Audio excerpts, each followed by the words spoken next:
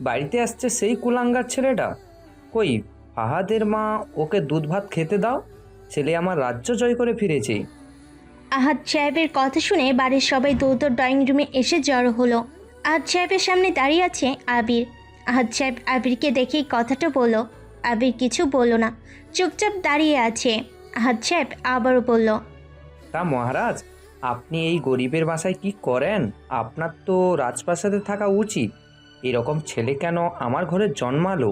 জন্মানোর সময় আমি কেন মারলাম না? আহ, চুপ করবা তুমি? কোথায় ছিলি রাত থেকে? ওই তো তোমার হাজবেন্ড বলল না আমি রাজ্য জয় করতে গিয়েছিলাম, তাহলে আর জিজ্ঞাসা করে কি হবে? আহাদ সাহেব উঠে দাঁড়ালেন। আবিরের সামনে এসে ঠাস করে আবিরের গালে একটা চড় বসিয়ে দেয়। আবির তখনও কিছু না বলে দাঁড়িয়ে থাকে। আবিরকে উদ্দেশ্য করে আহাদ সাহেব বলল, দেখেছো ফাহাদের মা, বেয়াদবটার কথা শোনো, মুখে মুখে আবার তর্ক করে। বেরিয়ে যেতে বলি, তারপরেও কুকুরের মতো করে পড়ে থাকবে। লজ্জা শরম কি কি কিছুই নেই? তুমি একটু চুপ। না, নেই। তবে আমি যদি কুকুর হই তবে আপনারও নিশ্চয়ই কুকুর, কারণ একটা কুকুরের সাথে অন্য কুকুরদের ঝামেলা তো বাঁধবেই। ফাহাদের মা, তোমার ছেলেকে আমার সামনে থেকে যেতে বলো। আমি কিন্তু ওর কোনো কথা সহ্য করতে পারছি না। কেন সহ্য করতে পারছেন না? আপনাদেরকে আমি বাজে কথা বলেছি? বড় ছেলে মেয়ে তো আপনাদেরকে গাল মন্দ করে, তখন সেটা খুব মিষ্টি লাগে, তাই না?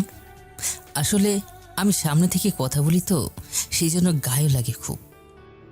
আবির, মুখ সামলে কথা বল, না হলে তোকে বাড়ি থেকে বের করতে একটুও খারাপ লাগবে না, বলে দিলাম। মারবে? বড় হয়েছ বলে মারবে? বুঝি তো আমি। বাবার সব টাকা পয়সা হাতে নাতে লোভে বাবার পা ধরে বসে থাকো। তাছাড়া ভাবির বুদ্ধি তো বেশ মাশাল্লাহ।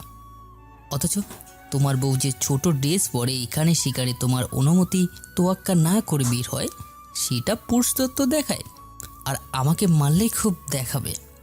আবিরের মুখ থেকে কথাগুলো শুনতেই ফাদ আর দেরি করলো না। সোজা আবিরের কাছে এসে লাঠি দিয়ে হাতের জোরে একটা বাড়ি দেয়। রেহানা বেগম ছাড়া কেউ আর এগিয়ে আসে না। আবির নিশ্চুপ দাঁড়িয়ে আছে। পুরো বাড়িতে তখন বেশ একটা থমথমে পরিবেশের মতো অবস্থা। ফাহাদ বলে, হারামি জানোয়ার, কুত্থার বাচ্চা, তোর লজ্জা করে না বাবিকে নিয়ে বাজে কথা বলিস? সারাদিন তুই কি করে বেড়াস? হ্যাঁ, এখানে মারামারি সেখানে মারামারি, এর সাথে ঝামেলা তার সাথে ঝামেলা, সব সময় এসব করে বেড়াস। বাবার মান সম্মান রাখছিস? প্রতিটা দিন তোর বিচার শুনতে শুনতে আমাদের কান পচে যাচ্ছে, অতিষ্ঠ হয়ে পড়েছি। আর তুই শেখাস কিভাবে চলতে হবে? চলে যেখান থেকে।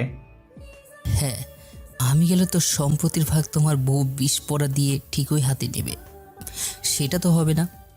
আমি তো চলে যাব না। আর আপু তো নিজের জামাই নিয়ে এখানে এসে থাকা শুরু করেছে, যাতে সেও তার কানানড়ি না ছাড়ে। আবির, তুই কি থামবি নাকি আমি বাড়ি থেকে চলে যাব? আবির চুপ হয়ে যায়। সে তার মায়ের দিকে তাকিয়ে থাকে। আজ সাহেবও কোনো কথা বলে না। আবির সবার দিকে তাকিয়ে বলে, ছোটো থেকে তোমরা আমাকে অনেক অবহেলা করছো, কারণ কি আমি তোমাদের কথা শুনি না, বেয়ারা হয়ে চলি। কেন চলি?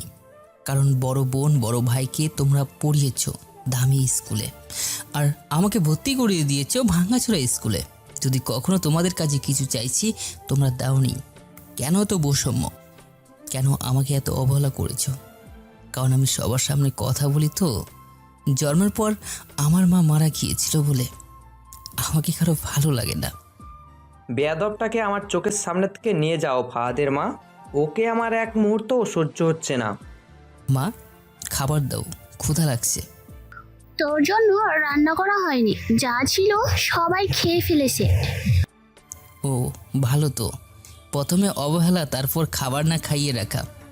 ভালো করো আমার সাথে তোমরা। আবির, তুই কি আমার কথা শুনবি? না, শুনবো না। আপনার কথা শোনার কোনো ইচ্ছে নেই আমার। একটা কথাই শুনেছি, সেটা তো অনেক। আর শুনবো না, শোনার ইচ্ছে আমার নেই। আবির, চুপ কর। কি হয়েছে? আয় আমার সাথে। এত রাগারাগি করলে হয়? আর আহাদ, তুইও না সব সময় খালি আবিরের পিছনে পড়ে থাকিস। ছেলেটাকে তো নিজের মতো করে থাকতে দে। নেওয়াজ সাহেব কথাগুলো বলতে বলতে রুমে প্রবেশ করলো। সবাই দরজার দিকে তাকিয়ে আছে। আহাদের বন্ধু হলো নেওয়াজ। দুজনে পুরো গ্রাম জুড়ে বিজনেস প্রতিষ্ঠা করেছে। দুজনের পাশাপাশি বাড়ি। আহাদের বাড়ি 5 তলা আর নেওয়াজের বাড়িটা 4 তলা। দুজনে খুব ভালো ঘনিষ্ঠ বন্ধু। ওনারা সবাই গ্রামে থাকে। আবির হলো আহাদ সাহেবের ছোট ছেলে। আহাদ সাহেবের 3 ছেলে মেয়ে। আবির সবার ছোট, তবে আবির পরিবার থেকে সবসময় অবহেলা পেয়ে এসেছে। এর কারণ হলো আবির যখন জন্ম নেয় তখন আবিরের মা মানে আহাদের প্রথম স্ত্রী মারা যায়। তারপর থেকে আহাদ সাহেব আবিরকে সহ্য করতে পারতো না, সবসময় আবিরকে অবহেলা করত। এরই মধ্যে আহাদ সাহেব রেহেনা বেগমকে বিয়ে করে, কিন্তু আবির রেহেনা বেগমকে মেনে নিতে পারেনি। কারোর সাথে কথা বলতো না আবির। আস্তে আস্তে আবিরের মধ্যে কারোর কথা না শোনার বিষয়টা ফুটে ওঠে। তবে নেওয়াজ সাহেব আবিরকে অনেক আদর করত। আবির বলা যায় নেওয়াজ সাহেবের স্ত্রী কেয়া বেগমের কাছেই বড় হয়েছে। তবে প্রায়শই আবিরের সাথে রেহেনা বেগমের দ্বন্দ্ব লাগতো। আহাদ সাহেব অনেক কষ্টে আবিরকে অনুরোধ করে যে রেহেনা বেগম তোর মা, যেন তার সাথে ভালো ব্যবহার করি। তারপর থেকেই রেহেনা বেগমের সাথে আবির ঠিকমতো কথা বলে, আর রেহেনা বেগমও আবিরকে নিজের ছেলে হিসাবে কাছে টেনে নিয়েছে। আবির, কি ভাবছিস? চল বাড়ি, খালি ঝামেলা করিস কেন? তোর লাইফে ছেলেটা আরও এমন বেয়াদব হচ্ছে। তুই চুপ করবি? বাইরে আয়, কাজ আছে। আবির যা, তোর বড় মা ডেকেছে। আবির নিজেদের বাড়ি থেকে বের হয়। আজকের ঝামেলাটা হয়েছে তার পিছনে কারণ হলো আবির সারা রাত বাড়ির বাহিরে ছিল, বাড়িতে আসেনি সে। ওর বাবা 5 লাখ টাকা দিয়েছিল একজনকে পৌঁছে দেওয়ার জন্য। সেই টাকাটা আবির পৌঁছে দিয়ে আসেনি। সকালে যখন আবিরকে টাকার কথা জিজ্ঞাসা করছিল ওর বাবা, তখন আবির বলেছিল, টাকাগুলো আমি উড়িয়ে দিয়েছি, নষ্ট করেছি। কোনো সমস্যা আছে? ব্যাস, তারপর থেকেই ঝামেলা। ফাদের বউ নিশি ফাদের কাছে আসে, ফাদকে রুমে নিয়ে যায়। ফাদের গলা জড়িয়ে ধরে বলে, তোমার ভাই কিন্তু অনেক চালু। তোমার বাবার টাকা একটাও আমরা পাবো না, দেখো। ওকে তো তাড়ানোর ব্যবস্থা করেছি, কিন্তু এত অপমানিত হওয়ার পর দেখছো না এখানেই পড়ে আছে। আগে ওকে তারাই, পরে সব ব্যবস্থা করে ফেলবো। আমার কাছে প্ল্যান আছে একটা, আমি ব্যবস্থা করছি তাকে তাড়ানোর। তুমি খালি বাবার বিষয়টা সামলাবে। ওকে ডার্লিং, সব হবে। দুজনের চোখে মুখে শয়তানি হাসি। তারপর আবির নেওয়াজ সাহেবের বাড়িতে আসে। দরজা দিয়ে যখন প্রবেশ করতে যাবে, তখনই প্রান্তির সাথে ধাক্কা লাগে।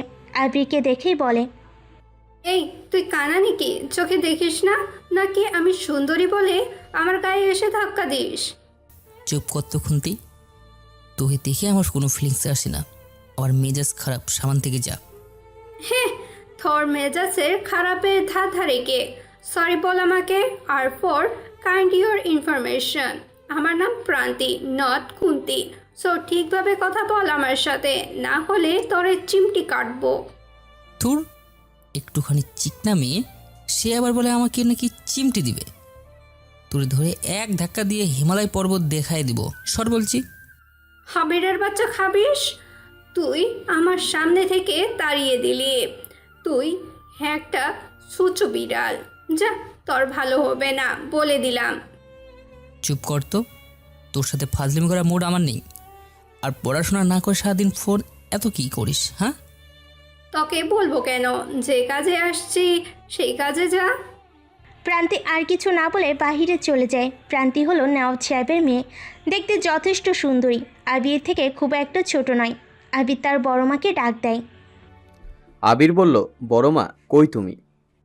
বড় মা মানে প্রান্তির মা কেয়া বেগম বলে, এই তো রান্নাঘরে, আমি চলে আয়। আবির সোজা রান্নাঘরে চলে আসে। একটা টুলে গিয়ে বসে আবির। কেয়া বেগম আবিরের জন্য প্লেটে ভাত বেড়ে মুখের সামনে ধরে। আবিরকে খাইয়ে দেয়। জিজ্ঞাসা করে, শুনলাম তোর বাবা নাকি তোকে 5 লাখ টাকা দিয়েছিল, কাকে দিবে? তুই নাকি সেটা দিসনি, কি করেছিস এতগুলো টাকা? আর বলো না বড় মা, গ্রামের শেষ প্রান্তে কয়েকদিন আগে যে আগুন লেগে গ্রামটা পুড়ে গেল না, আমরা সবাই মিলে তাদেরকে ডোনেট দেবো বলে ঠিক করেছিলাম। সেটাতে 3 লাখ টাকা শর্ট পড়েছিল, তাই আমি সেই 5 লাখ টাকা সেইখানে দিয়ে আসছি।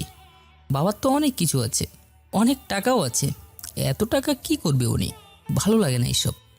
আবির, তুই যে মানুষের জন্য এত কিছু করিস, তোর বাবা কি জানে? না, জানেন না, ওনার তো এসব পছন্দ না। যাই হোক, রাতে আমি সেই গ্রামে ছিলাম, একজনের কতগুলো গরু আগুনে পুড়ে মরছে, ভালো লাগে না। এসব করে বেড়ালে হবে? বাবার বিজনেসে মন দে। তোর ভাই তোর বোন কত কি করলো, তোর বাবার কাছে কত প্রিয় তারা। ওরা আবির কথা বলতে পারে না। দরজার কাছে প্রান্তি এসে দাঁড়ায়। তার মা আবিরকে খাইয়ে দিচ্ছে দেখে প্রান্তি বলল, হিস, কত সুখ দেখো। আমার মা আমাকে খাইয়ে দেয় না, আর সে এসে আমার মায়ের থেকে খাবার খায়। বেটা সুচা বিড়াল। আর তুই কি আমার রুম থেকে আমার বডি স্প্রে চুরি করেছিস? আমি দেখিনি ভাবছিস? তুই তো চোর না রে, তুই তো চোরের লিডার। কি বললি? আমি চোর? তবে রে। তবে রে কি? হ্যাঁ, দাঁড়া তোকে দেখাচ্ছি মজা। আবির উঠে আসে, প্রান্তির মাথায় জোরে একটা গাঁটটা মারে। প্রান্তি আরও রেগে যায়। আবির বুকে জোরে একটা ঘুষি দেয়। আবির প্রান্তির নাক টেনে দিয়ে দৌড়তো বাড়ি থেকে বের হয়। প্রান্তি চিৎকার করে বলে, তোকে আমি পরে দেখে নেব, এখন তো পালিয়ে গেলি। পরে তোর কপালে দুঃখ আছে বলে দিলাম। আবির বের হয় বাড়ি থেকে। আবির যখন তার বাইকে বসে তখন তার বন্ধু সাজিদ, নেহাল আর সাকিব এসে দাঁড়ায়। কি ব্যাপার, তোরা একসাথে যা? আবির, তোর চাচাতো বোন আরিয়াকে মেম্বরের ছেলে তামিম আর ওর বন্ধুরা মিলে অনেক বাজে বাজে টিজ করছে। ওর ওড়না কেড়ে নিয়েছে। সে এখনও সেখানে বসে কাঁদছে। কি? ওদের এত বড় সাহস? ওরা কোথায় রে? মরে দাঁড়িয়ে আছে। আবির শোন, ওদের কাছে ছুরিও আছে। তোরা যাবি নাকি থাকবি? আবির সাবধান, ওরা কিন্তু 10 জন আছে। শোন, ভাই যত খারাপ হোক আর বোন যদি বাজারের একজন ব্যবসাও হয়, কোনো ভাই তার বোনের বিপদে বসে থাকে না। Game is not a life, life is a game for her. Abir কথাগুলো বলে দৌড়তো বাইক চালায়। কিছু সময় পর আবির মোড়ের মাথায় চলে আসে। তামিমের পাশে দাঁড়িয়ে আছে আরিয়া। আরিয়াকে এক হাত দিয়ে জড়িয়ে রেখেছে তামিম। আরিয়ার বুকে ওড়না নেই। আরিয়া বুকে হাত বেঁধে দাঁড়িয়ে আছে, আর তামিম সেলফি তুলছে তাকে জড়িয়ে ধরে রেখে। আবির বাইক নিয়ে সোজা সেখানে এসে থামে। আবিরকে দেখে আরিয়া বলে, ভাইয়া। আবিরকে দেখে তামিম আরিয়াকে ছেড়ে দেয়, কারণ ওরা জানে আবির কেমন ধরনের ছেলে। আবির এই গ্রামের কোথাও ঝামেলা হলে সেখানে থাকবে। আর এবার তো ওরা সরাসরি আবিরের বোনের সাথে বাজে ব্যবহার করেছে। আবিরের কাছে দৌড়ে আসে আরিয়া।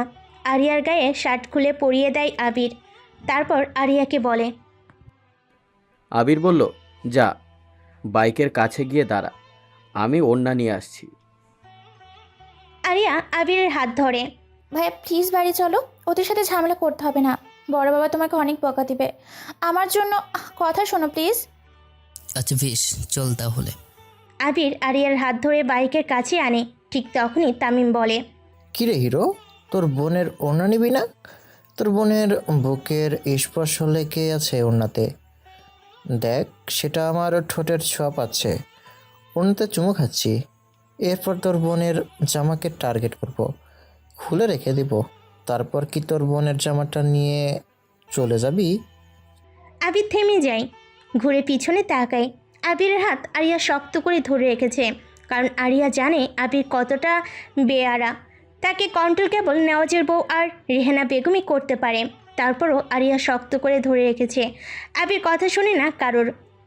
আর সেজন্য ফাদ সাহেব সহ ফাদ, রেনু, রাহাত, ফরহাদ সবাই অনেক বকা দেয়, অবহেলা করে। আবিরকে তারা মারেও। আরিয়াকে আবির বলে, আমার হাত ছাড়। না ভাইয়া প্লিজ যেও না, ওরা অনেক খারাপ। তুমি ঝামেলা করলে তোমার বাবার কাছে বিচার চলে যাবে, তোমাকে বাড়ি থেকে বের করে দিবে। আমার হাত ছাড়া রিয়া। দেখছিস না ওরা তোর ওড়নাতে ঠোঁট বোলাচ্ছে? আমি ওদেরকে আজ বেড়ে ফেলবো। আবিরের কথা শেষ হতেই ওরা উচ্চস্বরে হাসতে থাকে।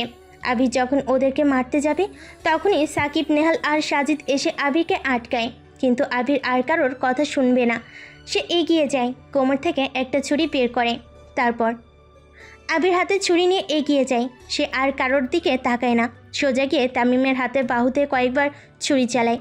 তারপর যে হাতে আরিয়াকে টাচ করেছিল সেই হাতের তালুর উপরে কতগুলো ছুরির আঘাত করে। এরপর চোখের দিকে ছুরি ধরে আবির বলে, আজকে তোকে মাফ করে দিলাম। এরপর তুই যদি আমার বোন সহ এলাকার কোনো মেয়ের দিকে তাকিয়েছিস, সেদিন তো 2 চোখ আমি তুলে নিব। Your life not a game, but my life is a game, so mind it. Abir তামিমের থেকে চলে আসে। আসার সময় ওড়নাটা নিয়ে আসে আরিয়ার কাছে। তারপর সন্ধ্যার একটু আগে আবির বাড়িতে প্রবেশ করে। যখন সে নিজের রুমে যাবে দেখতে পায় সে নেওয়াজ, আহাদ, ফরহাদ আর রাহাত বসে আছে। এনারা চারজন হলো পুরো এলাকা জুড়ে বিজনেস করে। নেওয়াজ বাদে বাকি দুজন মানে রাহাত আর ফরহাদ হলো আবিরের চাচা। আবির রুমে যাবে এমন সময় নেওয়াজ আবিরকে ডাক দেয়। বাড়ির সবাই তখন পিছনে এসে জড়ো হয়েছে। আবির সামনে গিয়ে দাঁড়াতেই নেওয়াজ বলল, আবির, আজকে কি হয়েছিল? শুনলাম সকালে নাকি মেম্বারের ছেলের সাথে ঝামেলা করেছিস। তামিম নাকি হাসপাতালে, ওর বাবা আমাদেরকে অনেক কথা শুনিয়ে গেছে। হ্যাঁ, সত্য কথা।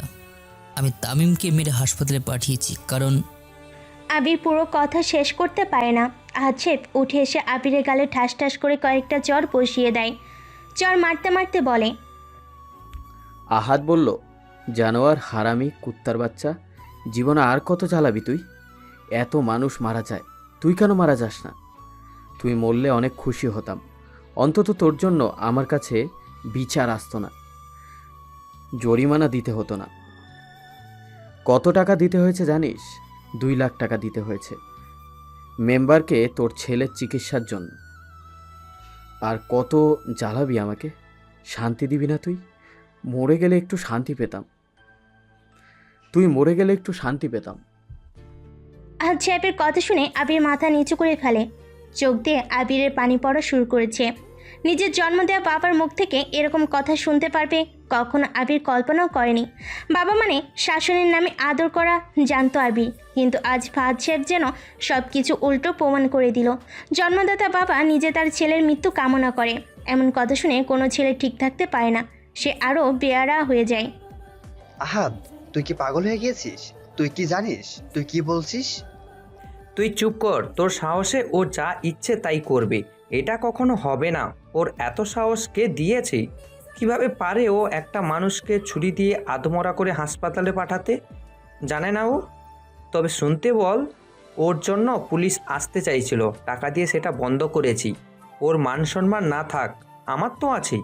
আমার সমাজ নিয়ে চলতে হয়। একজন মরেছে, লাস্টে তো একটা কুলাঙ্গার জন্ম দিয়ে গেছে। সে মরেছে, ভালো করেছে। তবে সে না মরে অন্তত এই জানোয়ারটা তো মরতে পারতো। আহাদ সাহেব হাঁপিয়ে গেছেন। এখানে সে বলতে আবিরের আগের মায়ের কথা বলছেন তিনি। আবির বুকে হাত বেঁধে দাঁড়িয়ে আছে। আবিরের ছোট চাচা রাহাত বলে, এমন ছেলে থাকার থেকে না থাকাই ভালো। আমার ছেলে হলে নিজে বিষ দিয়ে মেরে ফেলতাম। দিন দিন পড়াশোনা নেই, কাজের কাজ নেই, খালি অমানুষের মতো আচরণ করে চলবে। এই, তোর লজ্জা করে না এসব করতে? নেওয়াজ সাহেব চুপচাপ বসে কথাগুলো শুনছে। আজকে তিনিও কিছু বলতে পারছে না। আবিরও চুপচাপ আজকে শুনছে। বাড়ির সবাই আহাদ সাহেবের তখনও পিছনে দাঁড়ানো।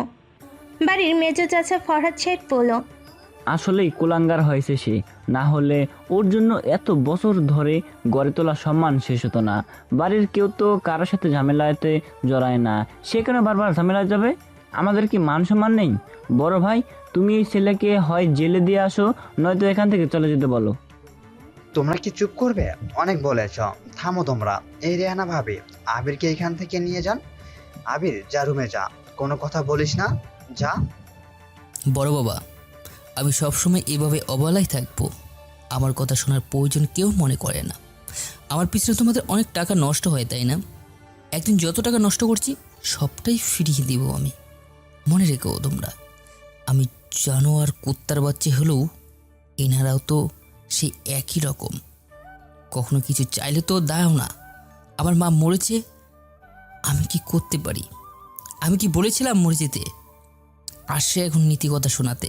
বড্ড মান সম্মান আর টাকার চিন্তা। অন্যায় করলে তার প্রতিবাদ আমি কিছু বলবো না, তা হবে না। নিকুচি করি এমন মান সম্মানের। আবির, আমি তোকে চুপ। নেওয়াজ সাহেব কথা শেষ করতে পারে না। আহাদ সাহেব এগিয়ে আসে, ফাহাদও এগিয়ে আসে। ফাহাদ আবিকে ধরে। আহাদ সাহেব বেল্ট দিয়ে আবিকে অনেক জোরে পেটাতে থাকে। এভাবে 20 মিনিট আবিকে ধরে পেটায়। নেওয়াজ কতবার বাধা দিতে গিয়েও পারেনি, তাকে সরিয়ে দিয়েছে বাকি লোকজনেরা। রেহানা বেগমকেও কাছে আসতে দেয়নি। আবিকে পিটানো শেষে ফরহাদ বলে, ভাই, এই ছেলে থাকলে আমাদের পরিবারের রোজ ঝামেলা লেগেই থাকবে। একে বের করো, না হলে আমাদের বাচ্চা বড় হচ্ছে, তারা রোজ ঝামেলা দেখতে দেখতে বড় হোক, সেটা চাই না। মেজো বাবা, আপনারা একটু থামেন, অনেক হয়েছে। আবির ঘরে যাও। আবির অবাক হয়। হঠাৎ নিশি ভাবির এমন কথা শুনে বেশ চমকে যায় ও, কারণ নিশি কখনো আবিরের সাথে এত ভালো ব্যবহার করেনি। আবিরের গা ফেটে রক্ত বের হচ্ছে। আবির আর কিছু না বলে নিজের রুমে চলে যায়। গা থেকে টি শার্ট খুলতেই আরিয়া এসে দাঁড়ায় পিছনে। আবিরকে দেখেই কেঁদে ফেলে সে। আবির আয়নার সামনে দাঁড়িয়েছিল, পিছনে আরিয়াকে দেখে বলে, কি রে, একটু নক করে আসতে হয় না? গাদি হচ্ছিস তুই। আর তুই এখানে, তোর বাবার হাত তো খেপে যাবে। যা নিচের ঘরে যা। ভাইয়া, আমার জন্য তোমার অনেক মার খেতে হলো। আর হ্যাঁ, পাগলি কাঁদছিস কেন? কিছু হয়নি আমার। শোন, তোকে যদি কেউ আর কখনই কিছু বলে, আমাকে সরাসরি বলবি। কবে থেকে তোকে ওরা জ্বালাচ্ছিল? ভাইয়া, কাটা জায়গাতে কিছু দাও, আমি তোমার জন্য মেডিসিন আনি। আর হ্যাঁ, এত ভাবতে হবে না। পরিবারের অবহেলিত ছেলেটির গায়ে এত কষ্ট লাগে না। সব কষ্ট তো মনে। চুপ থাকো তো তুমি, বেশি কথা বলো। আমি নিয়ে আসছি মেডিসিন, দাঁড়াও। আরিয়া কথাটা বলেই দৌড়ে চলে যায় রুম থেকে। রুম থেকে বের হতে দেখে নিশি ভাবি আবিরের রুমের দিকে এগিয়ে আসছে। আরিয়াকে বলে, আবিরের অনেক মারছে তো, কেটে গেছে অনেক, মেডিসিন আনতে যাচ্ছি। থাক, তুমি বই পড়ো গিয়ে, আমার কাছে আছে, আমি যেয়ে দেখি কি করা যায়। আরিয়া চলে যায়। আবির তার রুমের বিছানায় খালি গায়ে উল্টো হয়ে শুয়ে আছে, কারণ ব্যথায় পিঠ দিয়ে শুইতে পারে না।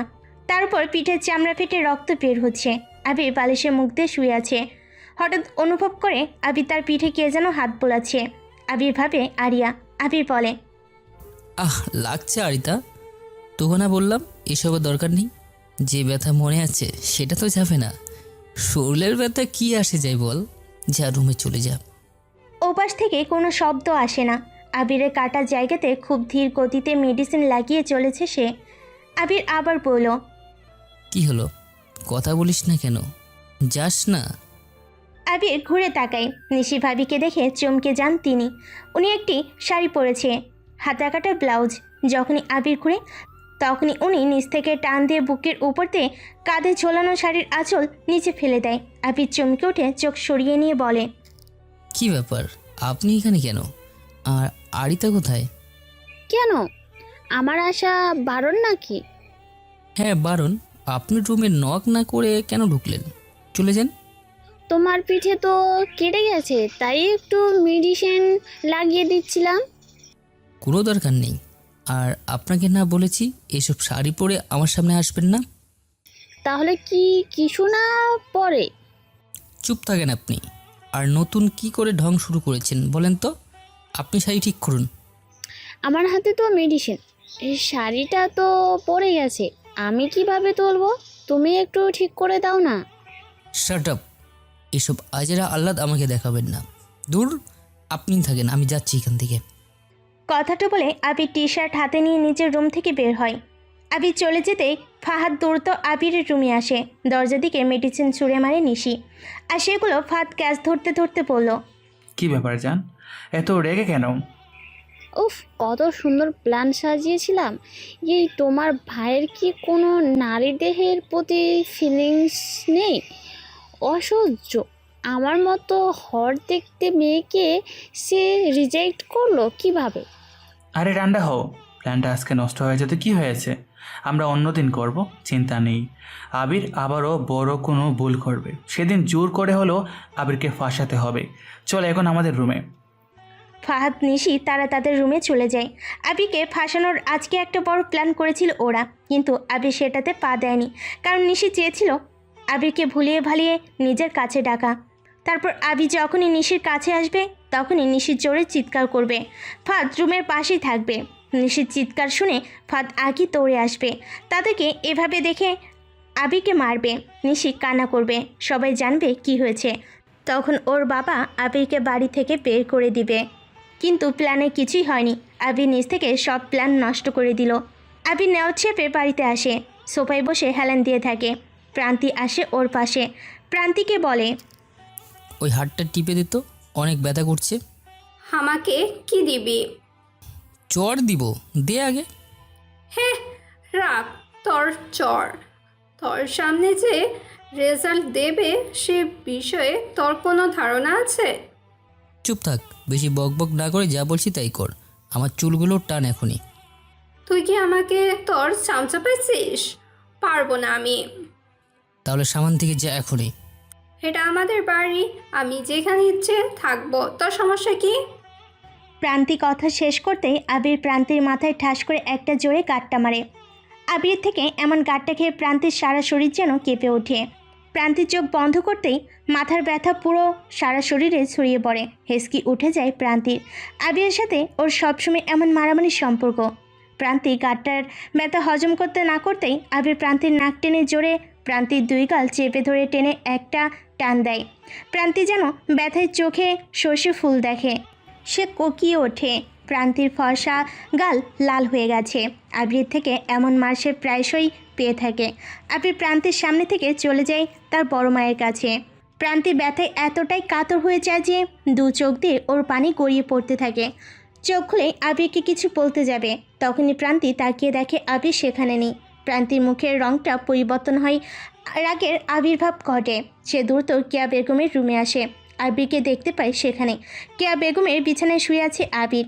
পিঠে কেটে রক্ত জমাট বেঁধে আছে। প্রান্তির এতটাই রাগ হয় যে দৌড়ে রান্নাঘরে গিয়ে মরিচের গুঁড়া নিয়ে আসে। আবির দেখার আগেই প্রান্তি চুপি চুপি গিয়ে কাটা স্থানে লাগিয়ে দেয় দৌড়। আবির লাফ দিয়ে ওঠে। প্রান্তিকে দৌড়ে যেতে দেখে সে। আবির চিল্লায় ওঠে। প্রান্তি দৌড়ে নিজের রুমে গিয়ে দরজা বন্ধ করে দেয়। আবির গিয়ে বলে, ওই শয়তান মেয়ে খুন্তি, তুই কেন আমার পিঠে মরিচ লাগিয়েছিস? দরজা খোল বলছি। কে ভাই আপনি? কাকে চান? এখন ভিক্ষা দিতে পারবো না, যান রাস্তা মাপেন। তোকে আমি পেয়ে নি, তারপর তোকে আমি বোঝাবো। শয়তান মেয়ে, আমাকে চিনিস না তো? হ্যাঁ, যা সর দরজার সামনে থেকে, ভাগ তুই। আবির দরজায় দুটো লাথি দিয়ে সেখান থেকে চলে আসে। প্রান্তির মুখে পৈশাচিক একটা হাসির রেখা ফুটে উঠেছে। আবিরকে জ্বালিয়ে সে বেশ মজা পায়। আবিরের থেকে প্রান্তি কয়েক মাসের ছোট। দুজনেই ওরা একই ক্লাসে পড়ে। দুজনেই ইন্টারে এক্সাম দিয়েছে। কিছুদিন পর রেজাল্ট। প্রান্তির খুব শখ আছে আইন বিভাগ নিয়ে পড়বে, তবে আবিরের এসব শখ নেই। ওর বাবার ইচ্ছে যেন আবির এখন থেকেই তার বিজনেসের কাজ দেখাশোনা করবে। তবে আবির সারাদিন মানুষের সমস্যা দেখে বেড়ায়। এলাকাতে কোনো ধরনের কেউ সমস্যাতে পড়লে আবির সেটা ঠিক করে। আর সে কারণেই আবিরের নামে তার বাবার কাছে বিচার আসে, যেটার প্রমাণ আরিয়ার ঘটনা। সারাদিন আবির মোড়ের মাথায় বসে থাকে। কারোর কোনো ধরনের সমস্যা হলে আবির সবার আগে গিয়ে ঠিক করবে। আহাদ সাহেবের বিশাল মাছের বিজনেস।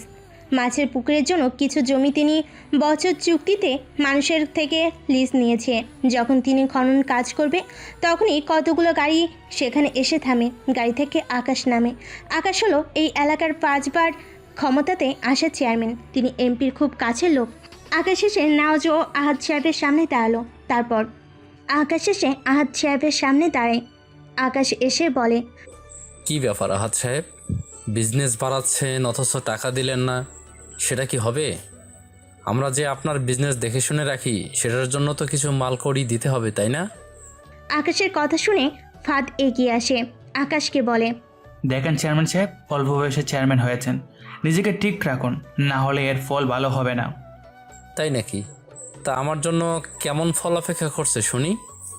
ফাহাদ চুপ থাকো। আকাশ শোনো, তোমাকে অনেক টাকা দেওয়া হয়েছে। যখনই আমরা কিছু করতে যাই তখনই তুমি এসে টাকা চাও, অথচ এটা আমাদের ব্যক্তিগত কাজ। সো এখন তুমি এখান থেকে যাও। নো নো নো, আমি টাকা না নিয়ে যাচ্ছি না। 10 লাখ টাকা ছাড়েন, আমি এখান থেকে যাই। টাকা হবে না, যেতে বলেছি যাও।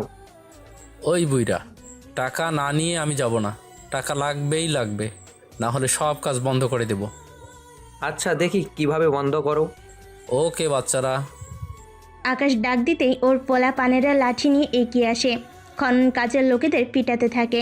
আহাদ বাধা দিতে গেলে আকাশ আহাদের জামার কলার টেনে ধরে হুমকি দেয়, শোন, তোকে 2 দিনের সময় দিলাম। এর মধ্যে যদি 10 লাখ টাকা না দিস, তোর হাত পা ভেঙে বাড়িতে বসিয়ে রাখবো বলে দিলাম। আকাশ আরও কিছু বলে। সবার মধ্যে বেশ কথা কাটাকাটি হয়। সেই রাস্তা দিয়ে সাকিব, সাজিদ আর নেহাল যাচ্ছিল। আকাশ আহাদকে হুমকি যখন দেয় তখন ওরা সেটা দেখে। বাইক চালিয়ে ওরা 3 জন সোজা চলে আসে আবিরের কাছে। আবির তখন নেওয়াজ সাহেবের বাড়ি থেকে বের হচ্ছিল চুইংগাম চিবাতে চিবাতে। প্রান্তিকে সামনে দেখতে পায়। গতরাতে প্রান্তির মরিচে লাগানো কথাটা মনে পড়ে। প্রান্তি বসে চুল আঁচড়াচ্ছিল, আবিকে পাশে বসে। পাশেই তেলের বোতল ছিল। আবিকে দেখে প্রান্তি চমকায়, কারণ আবির একদম চুপচাপ দাঁড়িয়ে আছে। ঝড় আসার আগে আবির এমন চুপচাপ ভাব দেখে প্রান্তি ভয় পায়। কি রে, অমন করে তাকিয়ে আছিস কেন? দেখছি তোকে। আমাকে দেখার গিয়ে আছে? তোর মতলবটা কি বল আমাকে। কোনো মতলব নেই, সামান্য তেল দিয়ে চুল আঁচড়ালে সেটা সুন্দর দেখায় না। সুন্দর দেখাতে লাগবে না তোর, তুই এখান থেকে যা। আমার কাছে টিপস অ্যান্ড ট্রিক্স আছে, কিভাবে চুল সুন্দর করে যায় সেটা দেখাচ্ছি দাঁড়া। আবির কথাটা বলেই তেলের বোতল নিয়ে সব তেল প্রান্তির মাথার উপরে ঢেলে দেয় আবির। প্রান্তি কিছু বোঝার আগে মাথা বেয়ে সব তেল ওর মুখ জামার উপরে এসে পড়তে থাকে। প্রান্তি চিৎকার করে কেঁদে ওঠে, কিন্তু আবির থামে না। প্রান্তিকে আরও শাস্তির জন্য ওর চুলে চুইংগাম লাগিয়ে মারে এক দৌড়। প্রান্তি চিৎকার করে বলে, হারামি কুত্তা, বিড়াল, মহিষ খাবিস, তরে আমি যে কি করব তুই জানিস না। দাঁড়া, সুযোগ আসুক আমার, তুই আমাকে চিনিস না। আচ্ছা পরে দেখিস আমাকে, আমি দেখতে অনেক সুন্দর। আবির কথাটা বলেই দৌড়াতে থাকে।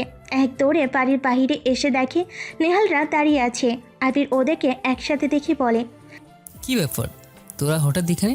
কোথায় যাবি নাকি আজকে? আবির, চেয়ারম্যান আকাশ আসে না, জানিস তো? হ্যাঁ, তোকে কিছু বলছে নাকি? না, আমাকে কিছু বলেনি, কিন্তু তোর বাবাকে হুমকি দিয়েছে। জামার কলার টেনে ধরে হয়তো চড়ও মেরেছে। টাকা চেয়েছে, দেয়নি বলে নেয়াজ আঙ্কেলকেও নাকি হুমকি দিয়েছে। ও, আকাশ চেয়ারম্যান না? চল তো দেখি। আবির, আকাশ সেখানে নেই, ও চলে গিয়েছে। আবির বাইক স্টার্ট দেয়। চেয়ারম্যানের অফিসের উদ্দেশ্যে বের হয় ও। প্রান্তি আবিরের কারণে অনেকগুলো চুল কেটে ফেলেছে। প্রান্তি তার চুলকে অনেক ভালোবাসে। আবিরের জন্য আজ ওর কতগুলো চুল কাটতে হয়েছে। আবিরকে এটার শাস্তি তো পেতেই হবে, কিন্তু কিভাবে? আবিরকে শাস্তি দিতে চাই, কিভাবে কি করবে বুঝতে পারছে না। হঠাৎ প্রান্তের মাথায় অনেক বড় একটা প্ল্যান আসে। সে আবিরের জন্য সারা সময় গেটের কাছেই অপেক্ষা করে, কারণ এই প্ল্যানিংটার জন্যই আগে আবিরকেই ওর দরকার। আবিরকে এবার বোঝাবে প্রান্তি কী কী করতে পারে, কারণ একটা মেয়ের কাছে তার সবচেয়ে বড় সৌন্দর্যের বিষয় হলো চুল। অথচ আবির দোষ করে উল্টো আবার প্রান্তির চুলগুলি নষ্ট করেছে। এর শাস্তি তো আবিরকে পেতেই হবে। আবির নিজেকে বড় মনে করে, ওরে যে কি করবে প্রান্তি সেটা ভেবেই বেশ আনন্দ পাচ্ছে সে। আবির আকাশের অফিসের সামনে আসে। আকাশ চেয়ারম্যান আবিরের থেকে বেশ কিছুটা বয়সে বড়। আবির এসে সোজা তার অফিসের মধ্যে প্রবেশ করে। আবির একটা চেয়ারে বসে, পেছনে ওর বন্ধুরাও দাঁড়িয়ে আছে। আবিরকে দেখে আকাশ বলে, কি ব্যাপার, তুই কে? এভাবে হুট করে রুমে প্রবেশ করলি কেন? আর সালাম দিস নাই কেন? তুই জানিস না এটা চেয়ারম্যানের অফিস? জানি, সেই জন্য তো এসেছি। কি হয়েছে, এভাবে মুড গরম করার কথা বলছিস কেন? নেহাল আমার বাবাকে এনে কি কি বলেছিল রে? আবিরের কথা শুনে নেহাল ভয় পায়, কারণ এমনিতেই এটা চেয়ারম্যানের অফিস। তার উপর চেয়ারম্যানের সামনে জিজ্ঞাসা করছে আবির। ভয় নিয়ে আমতা আমতা করে নেহাল বলল, উনি বলেছিল তোর বাবাকে 3 দিনের ভিতরে 10 লাখ টাকা না দিলে হাত পা ভেঙে ফেলবে। ও। আবির আশেপাশে তাকায়। রুমের এক কর্নারে কয়েকটা হকি স্টিক রাখা আছে। আবির সেদিকে এগিয়ে যায়। সাজিদ, নেহাল আর সাকিব এসে সামনে দাঁড়ায়। সাকিব বলল, আবির, কি করতে যাচ্ছিস? তোর মাথা ঠিক আছে? তুই জানিস এসব কিছু করলে ওর কি কি হবে? তোর বাড়ির কথা একবার ভাব।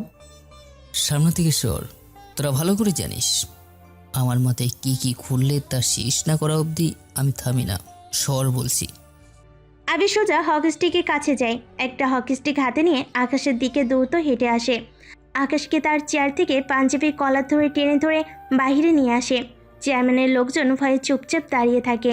আবির অফিসের সামনে এনে আকাশকে লাথি দেয় একটা। আকাশ মাটিতে গিয়ে পড়ে। তারপর হকি স্টিক নিয়ে হাতে আর পায়ে বেশ জোরে জোরে বাড়ি দিতে থাকে।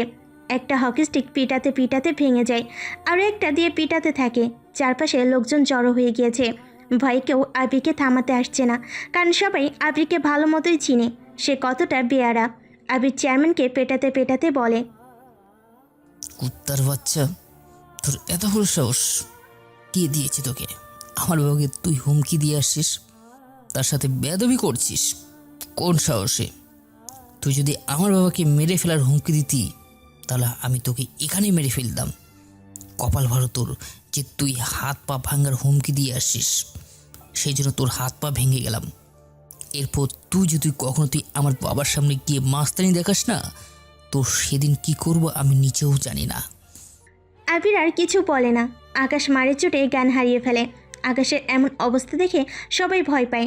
আবির চলে যায় সেখান থেকে। সেদিন ওরা 4 জন ঘোরাঘুরি করে।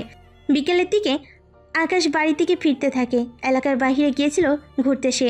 নেহাল আবিরকে প্রশ্ন করলো, আচ্ছা আবির, তুই যে চেয়ারম্যানকে ওর লোকের সামনেই এমন বাজেভাবে মারলি, তোর একটুও চিন্তা হচ্ছে না? না তো, তবে কি নিয়ে চিন্তা করতে বলেছিস?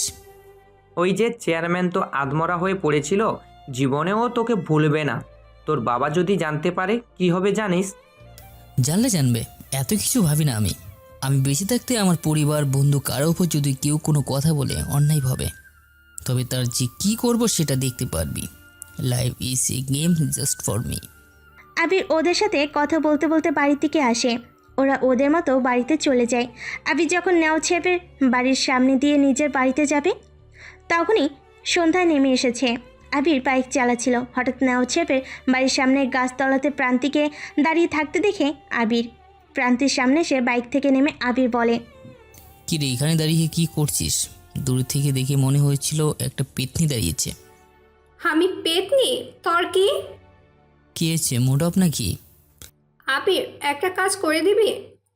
হ্যাঁ দেবো, কি হয়েছে বল। আবির, পিঠের ভিতরে কি যেন হয়েছে, দেখ তো একটু। কোথায়? কোমর সোজা হাত দিয়ে দেখ। আবির কোমরে হাত দিতে প্রান্তি আবিরকে জড়িয়ে ধরে, আর সাথে সাথে প্রান্তির জোরে একটা চিৎকার দেয়। এতটাই জোরে চিৎকার করেছিল যে বাড়ির ভিতর থেকে সবাই দৌড়ে চলে এসেছে। সবাই এসে দেখে আবির প্রান্তিকে জড়িয়ে ধরে রেখেছে। সবাইকে দেখে প্রান্তি আবিরকে ছেড়ে নিজের মায়ের কাছে গিয়ে পিছনে দাঁড়ায়। প্রান্তি কাঁদতে থাকে। নেওয়াজ সাহেব জিজ্ঞাসা করে, কি হয়েছে মা, এমন চিৎকার করলি কেন? আমি বলতে পারবো না, তোমরা কেউ বিশ্বাস করবে না। কি হয়েছে বল এখনই। সত্যি বিশ্বাস করবে তো? হ্যাঁ করব, কি হয়েছে বল। বাড়ির সবাই এমনিতেই আবিরের উপর রেগে। খানিক আগে পুলিশ এসেছিল আবিরদের বাড়িতে, মানে আহাদ সাহেবকে শাসিয়ে গেছে আবিরকে থানাতে নিয়ে যাবে, কিন্তু আবির বাড়ি ছিল না। পুলিশ এসেছিল আকাশকে পিটানোর জন্য। এদিকে প্রান্তির হঠাৎ এমন চিৎকারে পাড়ার অনেক মানুষজন জড়ো হয়ে যায়। প্রান্তি কাঁদতে কাঁদতে বলে, আমি বড় বাবাদের বাড়িতে যাব বলে বের হয়েছি। আবির তখন আমার সামনে এসে দাঁড়ায়, আমাকে দেখে বলে চল ঘুরতে যাব। আমি বলি এখন রাতে যাব না। সে জোর করতে থাকে কিন্তু আমি শুনি না। আমি গাছের নিচে আসি, তখন সে আমার পিছনে এসে আমাকে জড়িয়ে ধরে, আমার ঠোঁটে চুমু খেয়েছে। আমি বাধা দিতে গিয়েছি, সে আমার পেটে কোমরে হাত দিয়েছে। আমি দৌড়াতে গিয়েছি, দেখি সে জোর করে আমার কাপড় চেপে ধরেছে। দেখুন আমার কোমরের কাপড় ছেঁড়া, আমাকে সে। প্রান্তি এবার থামে, কান্না করতে থাকে সে। আবির অবাক হয়, প্রান্তি এমনটা করবে কখনো আবির ভাবতেই পারেনি। অথচ প্রান্তির দিকে আবির কখনো কোনো বাজে দৃষ্টিতে তাকায়নি, কিন্তু প্রান্তি সোজা আজকে আবিরকে এভাবে মিথ্যা অপবাদ দেবে ভাবতেই পারেনি। আবিরের মুখ থেকে কোনো কথা বের হচ্ছে না। সে কী বলবে বুঝতে পারছে না। নেওয়াজ সাহেব বলে, প্রান্তি, তুই কি ভুল বকছিস? আবির কখনো এমন করবে না। জানতাম কেউ বিশ্বাস করবে না, এজন্য বলতে চাইনি। আমি মিথ্যা বলছি তাই তো? তাহলে তাকে জিজ্ঞাসা করো সে আমার কোমরে হাত দিয়েছিল কি না। তবে তুই? নেহাত চুপ থাক। আমি জানি আমার ছেলে কেমন। ও তো একটা জানোয়ার। তবে এতটুকু বিশ্বাস ছিল ও মারামারি করে, কিন্তু কখনো মেয়ের সাথে বাজে কিছু করবে না। অথচ আজ তার ভুল প্রমাণ করে দিল। আর কিছু শোনা লাগবে না আমার। আমি বুঝে গিয়েছি আমার এখন কি করতে হবে ফাহাদ। আমি বুঝে গিয়েছি আমার এখন কি করতে হবে ফাহাদ। ফাদকে ডাকতে ফাদ দৌড়ে গিয়ে বাড়ির ভিতর থেকে চাবুক বের করে আনে। প্রান্তি ভয় পায়। সে আবিরকে এত বড় শাস্তি দিতে চায়নি। সে ভেবেছিল আঙ্কেল মানে আহাদ সাহেব আবিরকে শুধু বকাঝোকা করবে বা খুব জোরে চর মারবে, কিন্তু এই চাবুক আহাদ সাহেব সবসময় বের করে না। যখন অনেক রেগে যায় তখন বের করে, আর তার ফল এবার আবির পেতে যাচ্ছে। আবিরের কাছে এসে আহাদ সাহেব আবিরকে চাবুক দিয়ে পিটাতে থাকে। আবির কেবল অপলক দৃষ্টিতে প্রান্তির দিকে তাকিয়ে আছে। প্রান্তি বাকরুদ্ধ হয়ে যায়। নিজের ছেলেকে এভাবে কেউ পিটাতে পারে? আহাদ সাহেব আবিরকে মারতে মারতে বলে, জন্ম দিয়েছিলাম একটা কুলাঙ্গার জানোয়ার ছেলে, এত মানুষ মরে, তুই কেন মরিস না? আর কত জ্বালাবি আমাকে বলতো? চেয়ারম্যানকে গিয়ে ওর অফিসের সামনে ফেলে ফিটিয়েছিস।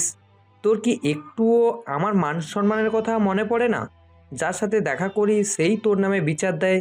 আজ তো বাড়িতে পুলিশও এসেছে, খালি তোকে পাইনি দেখে চলে গিয়েছে। সব তো ঠিক ছিল, কিন্তু তুই এমনটা কেন করলি? পান্তি তো আমারও মেয়ের মতোই, তুই তার সাথে এমন কাজ কিভাবে করতে পারলি? নিয়াজের সামনে মুখ দেখাবো কি করে আমি? মানুষজন তোর দিকে না তাকালেও আমার দিকে তাকাবে। এত অপমান অপবাদ নিয়ে বেঁচে থাকার কোনো মানে নেই। আমার মরে যেতে হবে। আমি কি তোর কাছে খুব বড় অন্যায় করেছি? করলে বল, মাপ চাচ্ছি। হাত জোর করে পা ধরে কি তোর কাছে মাপ চাইব? চলে যেতে পারিস না তুই? তোর যেদিকে মন চাই চলে যা, আমাকে একটু ভালো থাকতে দে। কখনো তোর খোঁজ নেব না। হয় তুই কিছু করবি, নয়তো আমার মরা মুখ দেখবি। আজেব থামলেন, তবে বাকিরা থামলেন না। বাড়ির সবাই এক এক করে এসে আবিরকে মারল আর কথা শোনালো, কিন্তু তিনজন মানুষ চুপচাপ দাঁড়িয়েছিল। তারা হলো নেওয়াজ, কেয়া আর রেহানা বেগম। তিনজন আবিরের মার খাওয়া দেখে কেঁদে ফেলেছে। আবিরের গা থেকে রক্ত গড়িয়ে পড়তে শুরু করেছে অনেক আগে। এত মার খাওয়ার পরও আবির একবারও প্রান্তির দিক থেকে চোখ সয়নি। প্রান্তি মাথা নিচু করে নিয়েছে। প্রান্তিও এত কিছু ভাবেনি যে এমন হবে। আবির বলে, ঠিক আছে, আজ আমি চলে যাচ্ছি, আর আসবো না কখনো তোমাদের কাছে। খারাপ ছেলেটা আর ফিরবে না কখনো তোমাদের কাছে। আবির শোন, এভাবে যাস না বাপ। আবির আজকেও কারোর কথা শোনে না। নিশি ভাবি আবিরের ব্যাগ গুছিয়ে এনে দিয়েছে। আবির ব্যাগ হাতে নিয়ে প্রান্তির কাছে আসে। প্রান্তিকে বলে, অনেক ধন্যবাদ আপনাকে, চলে গেলাম, ভালো থাকবেন। তারপর প্রান্তির দেওয়া মিথ্যা অপবাদ আর বাবার দেওয়া অত্যাচারের আঘাত নিয়ে আবির গ্রাম ছেড়ে চলে আসে শহরে। তারপর সে সোজা নিজের মামার বাড়িতে আসে। আবিরের মুখ থেকে সব কিছু শুনে ওর শহরের বন্ধুরা বেশ আপসেট হয়। 8 বছর হলো আবির তার পরিবারের সাথে দেখা করে না, কথাও বলে না। আজকে আবির সবার সামনে সব কিছু প্রকাশ করলো। আজকে ভার্সিটির গেট টুগেদার পার্টি ছিল। যারা 3 বছর আগে ভার্সিটি ছেড়েছিল তাদের নিয়ে পার্টি রাখা হয়েছিল। আবির সবার শেষে পার্টিতে জয়েন করেছে। পার্টিতে সবাই ট্রুথ অর ডেয়ার খেলছিল। আবিরকে জোর করে জয়েন হতে বলে। আবির উপায় না পেয়ে সবার অনুরোধে খেলতে জয়েন হয়। একে একে আবিরের পালা আসে। আবিকে রেখা নামের মেয়েটা বলে, দোস্ত মেয়েটি বল। আমি সত্যি বলতে ভালোবাসি, তাই ট্রুথ নিব। ট্রুথ ইস ডেয়ার নিলে তোকে বলতাম নিধিকে কিস করে তার সেলফি উঠিয়ে সবার কাছে পাঠাতে। ধ্যাত হলোই না।